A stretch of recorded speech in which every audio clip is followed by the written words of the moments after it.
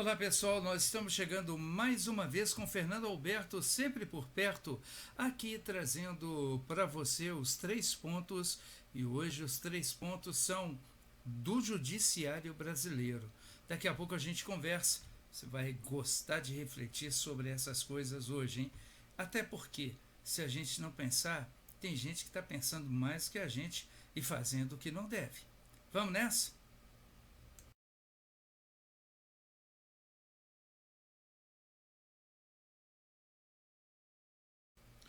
Olá, então vamos direto ao ponto e especialmente ao primeiro ponto de nossa reflexão de hoje quanto ao Judiciário Brasileiro. Operação da Polícia Federal afasta presidente do Tribunal de Justiça da Bahia e cumpre 40 mandados de busca e apreensão. É isso mesmo. Isso aconteceu ontem, terça-feira, dia 19, com a Operação Faroeste, para desarticular um suposto esquema de venda de decisões no Tribunal de Justiça da Bahia.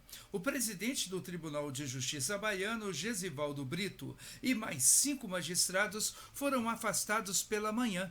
São eles os desembargadores José Alegário Monção, Maria da Graça Osório, Maria do Socorro Barreto Tiago e os juízes Marivalda Montinho e Sérgio Humberto Sampaio.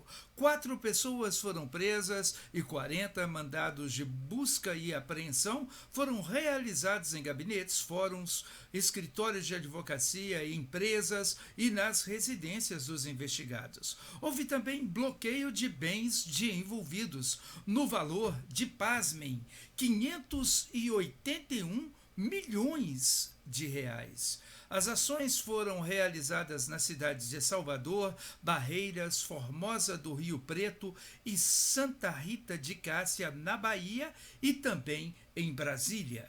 Mais de 200 policiais federais, acompanhados por procuradores da República, participaram da operação que apurou e que está apurando crimes de corrupção ativa e passiva, lavagem de ativos, evasão de divisas, organização criminosa e tráfico de influência.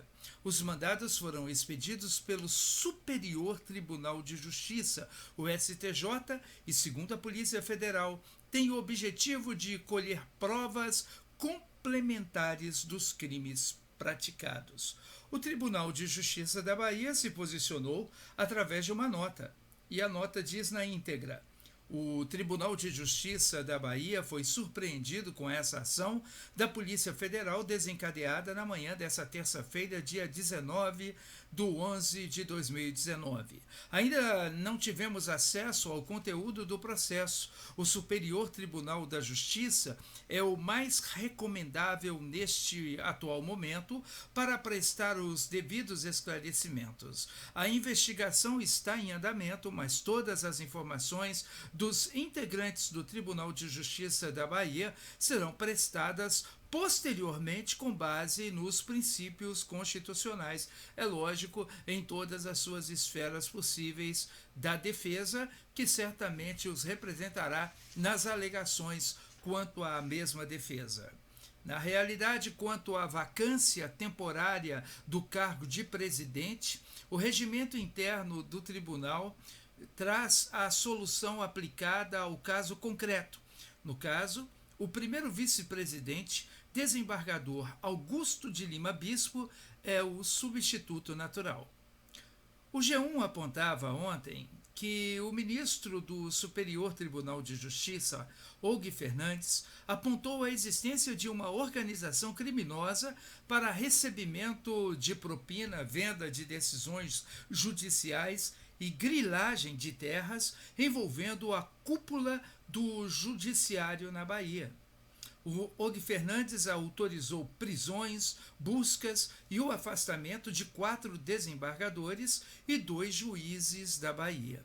As ordens judiciais foram cumpridas, como eu disse ontem, terça-feira, em operação da Polícia Federal no estado. Og Fernandes determinou também buscas relacionadas a 22 pessoas e 4 prisões temporárias de 5 dias, prorrogáveis por mais 5 dias. Os juízes e desembargadores aqui já mencionados e envolvidos nessas investigações certamente foram afastados das funções por 90 dias, prazo que pode ser prorrogado, e estão proibidos de acessar o Tribunal de Justiça da Bahia e de se comunicar com os servidores. Preste bem atenção, isso aí fala do Tribunal da Justiça Baiana, e a gente sabe aí como é que anda ali também a coisa pelo lado da Bahia. Não está fácil não, né, gente?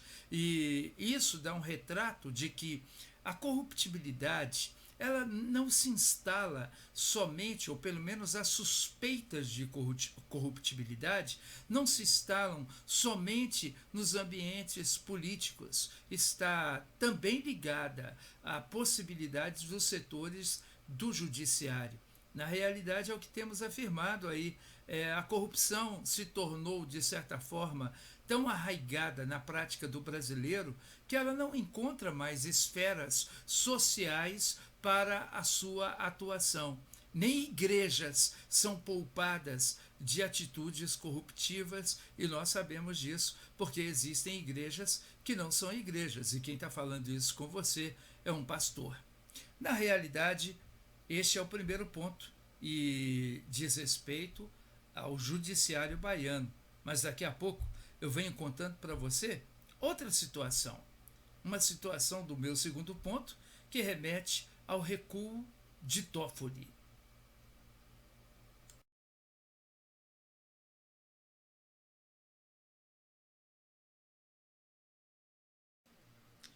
Teria sido um recuo estratégico a tomada de decisão de Dias Toffoli no sentido de não mais solicitar ou permanecer com a senha e o código que lhe foram enviados, ora, porque ele já tinha certamente estabelecido a posse daquilo que ele havia pedido em sua decisão anterior, que lhe fossem enviados os dados de 600 mil pessoas físicas e jurídicas, para que, de alguma maneira, ele tivesse algum uso, algum propósito com isso. Na realidade, o recuo e a revogação da decisão, que ele havia, inclusive, negado na última sexta-feira, dia 15, porque o Procurador-Geral da República havia pedido para que Toffoli suspendesse a decisão de ter acesso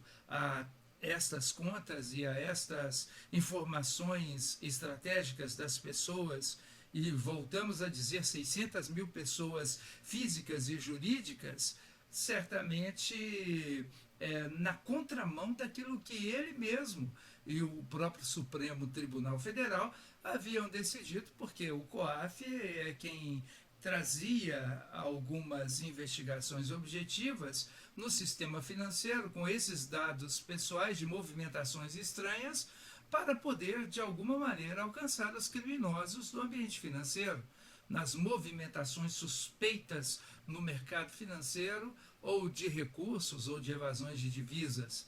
Certamente, Toffoli tirou isso do COAF, disse que não seria próprio, e diga-se de passagem, foi um pedido de Flávio Bolsonaro, né?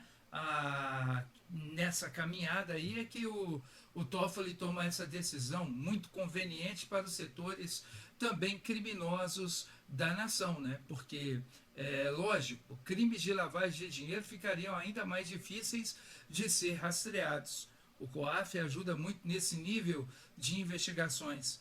No entanto, o Toffoli, depois de ter negado ao COAF a continuidade dos processos investigativos, quis ter acesso a essas informações de 600 mil pessoas físicas e jurídicas.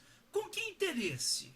Né? E a grande questão é que agora ele revoga a decisão, ele recua, sim, na decisão de acessar os dados bancários de mais de 600 mil pessoas físicas e jurídicas, e ele diz que o faz porque as informações que lhe foram enviadas foram satisfatórias nos relatórios da inteligência financeira, coisa que ele havia solicitado. Ora, se os relatórios que lhe foram enviados bastariam, para que ter acesso a tudo isso? Com que finalidade? E por que agora esse recuo estratégico? Eu quero perguntar para você uma coisa. Você confia em Toffoli? Você confia em Toffoli como presidente do Supremo Tribunal Federal do Brasil? Especialmente com essas movimentações ligadas à prisão em segunda instância, esse vai e volta das decisões do Supremo, a sua participação na segunda turma em decisões que eram decisões que livraram muitas pessoas, e têm livrado muitas pessoas das suas condenações penais. Você continua confiando no presidente do Supremo Tribunal Federal, inclusive nesse recuo? Porque é lógico, de que adianta possuir? Ele recebeu a senha e ele recebeu o código de acesso. Daí a gente começa a perguntar muito rapidamente a devolução dessa senha, a devolução desse código, e aí surgem várias questões. Quem garante que ele não acessou? Quem garante que alguém por ele não acessou? Quem garante que alguém não ficou com a senha e o código? Quem garante que alguém, durante o tempo em que ele estava com a senha e o código, não acessaram? São perguntas que precisam ser feitas. E talvez você fale, mas a gente tem que confiar no presidente do Supremo Tribunal Federal. Diante do que nós temos visto, a maior tragédia na realidade do judiciário brasileiro não é só em Toffoli. Em muitos dos ministros inseridos na máxima corte brasileira, a maioria da população brasileira não tem mais confiança. Então você imagine, o que é isso? Você, como cidadão brasileiro, que tem na sua Suprema Corte a expectativa de que seja ela a defensora dos princípios constitucionais e do equilíbrio democrático da nação, e você não pode dizer, eu confio nos ministros do Supremo. E muito mais, você não pode dizer, eu confio no presidente do Supremo Tribunal Federal. Eu, pelo menos, é um direito que eu não tenho confiança no Toffoli, não. Especialmente em recuos dessa natureza, que parecem ser mudança de decisão, mas será que o foi mesmo? Fica a pergunta. No próximo ponto, a gente conversa também sobre a decisão do Procurador-Geral da República, o Aras, fazer a solicitação para que o Supremo Tribunal Federal retome e revogue a decisão que paralisou a investigação sobre Flávio Bolsonaro, sobre o senador Flávio Bolsonaro. Eu vou dar minha opinião daqui a pouco. A gente continua pensando nessas questões jurídicas.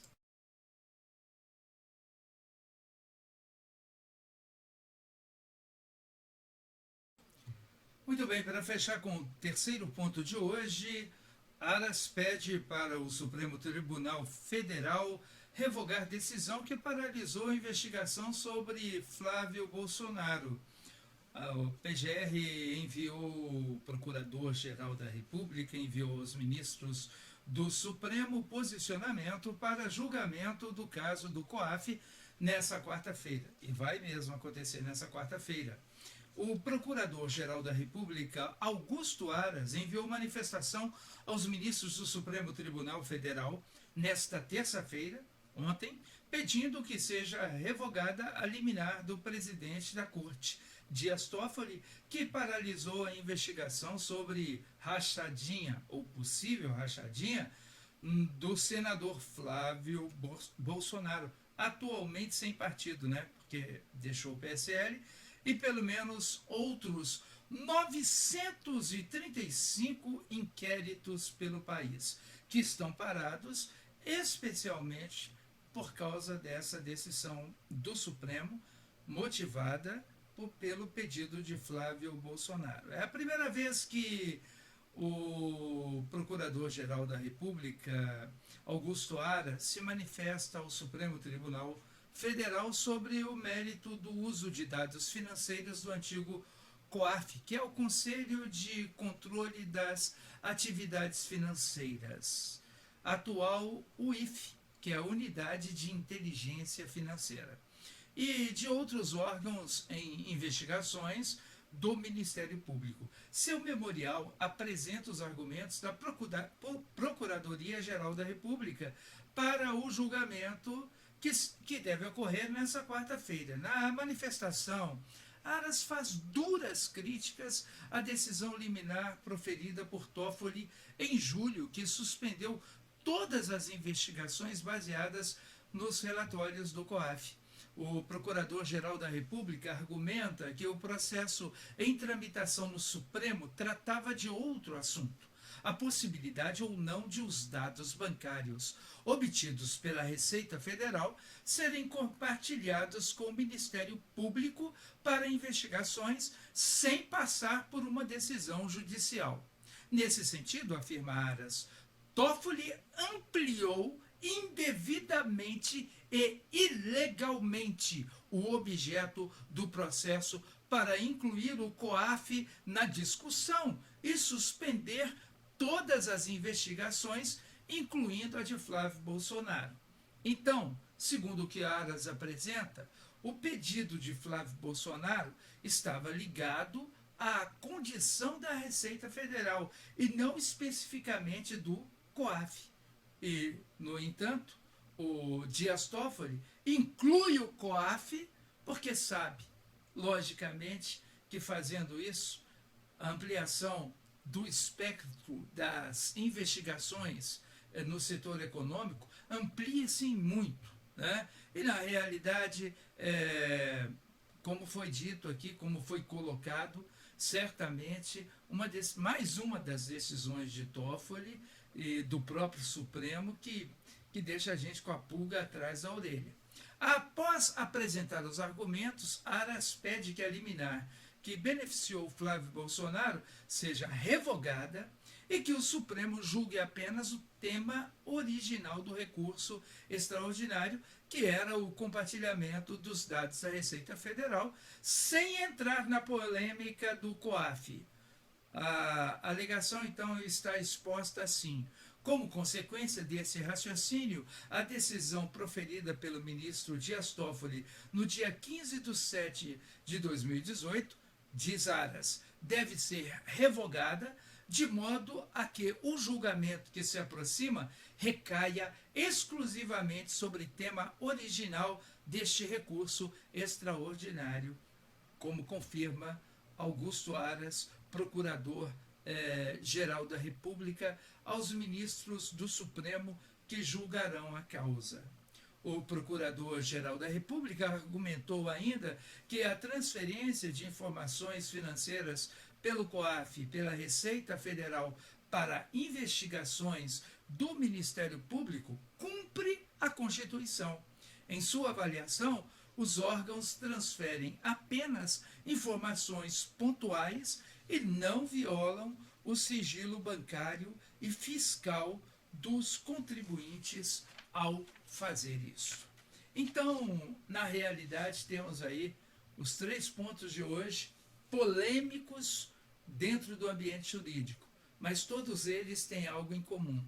Trazem a defesa do cidadão frente aos poderosos, frente àqueles que têm condição de chegar aos âmbitos ligados ao Supremo Tribunal Federal, última instância de juízo da nação. Enquanto isso, nós temos aí tanta gente que não tem essa condição de, pelo menos, tentar realizar sua defesa junto às instâncias outras, porque não tem recursos para tal. Mais uma vez, uma contradição jurídica da nação que precisa ser revista urgentemente. Com isso, eu termino Fernando Alberto sempre por perto e compartilho com vocês, nesse tempo, essa reflexão para que a gente possa estar antenado e também possa se manifestar como podemos fazê-lo. Essa é a minha forma de me manifestar. E você? Qual será a sua forma para ajudar a mudar o Brasil? Um grande abraço, que Deus abençoe. Até sexta-feira, com mais uma edição de Fernando Alberto, sempre por perto, em 3 pontos.